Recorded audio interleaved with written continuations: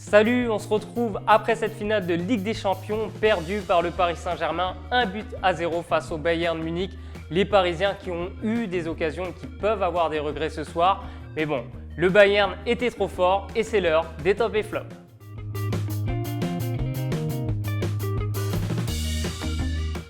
On commence avec les tops du Bayern et en numéro 1, c'est le rempart, le dernier rempart, Manuel Neuer qui a été infranchissable. La parade qu'il fait sur Neymar à la 18e minute, il y a très peu de gardiens qui peuvent sortir ce genre d'arrêt. Pareil sur Marquinhos en deuxième période, un arrêt magnifique avec toute cette envergure avec ses jambes. Voilà, c'est un gardien de très haut niveau, il a dégoûté, il a écœuré les attaquants parisiens. Et pareil, en fin de match, il s'est même permis d'arrêter un tir de Mbappé alors qu'il était hors jeu, mais en face à face de Manuel Neuer, le mur infranchissable du Bayern Munich.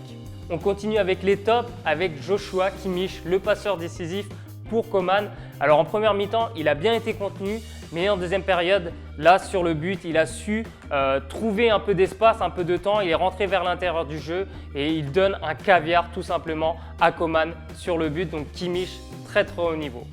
Et dans le même registre, on retrouve Thiago Alcantara qui a été aujourd'hui d'une sérénité incroyable. On le connaît techniquement, il est très élégant et aujourd'hui, il a vraiment dicté le tempo. C'est le maître du temps, tout simplement, Thiago Alcantara.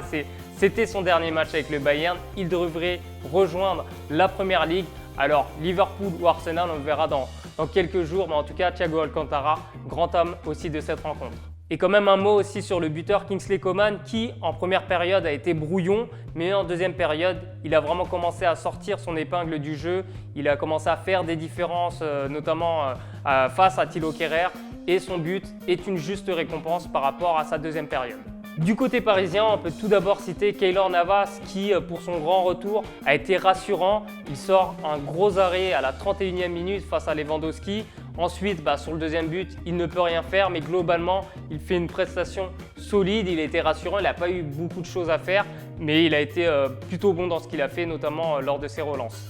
Côté top, on retrouve aussi Juan Bernat qui a vraiment fait un match solide. L'Espagnol, il est sorti à la fin parce qu'il était carbonisé, mais il a encore fait une grosse prestation ce soir, comme Presnel Kimpembe qui a encore une nouvelle fois montré que lors des grands rendez-vous, il pouvait répondre présent. Thiago Silva a été aussi bon, mais un peu plus discret par rapport à Kimpembe. Et Thilo Kehrer a fait une excellente première période, il a été très surprenant. Et en deuxième, il a un peu pioché parce que sur son côté, le danger est venu avec Coman. Donc c'est dommage parce que Thilo Kehrer avait vraiment bien commencé la partie.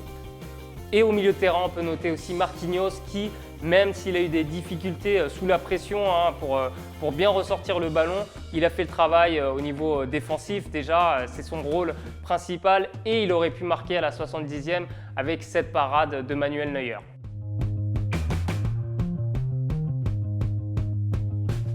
Allez, on passe aux flops et les deux flops principaux sont les superstars de l'équipe du PSG, Neymar, Mbappé. Les deux ont eu des occasions, les deux ont raté, les deux ont eu énormément de déchets par rapport à ce qu'on connaît d'habitude. Et c'est vrai que c'est une déception parce que c'est les leaders de cette équipe. Donc on s'attendait à ce qu'ils fassent mieux ce soir. Ils ont buté sur un excellent Manuel Neuer, mais ce qu'ils ont proposé était pas suffisant tout simplement pour leur équipe. Et c'est un match à oublier pour ces deux joueurs.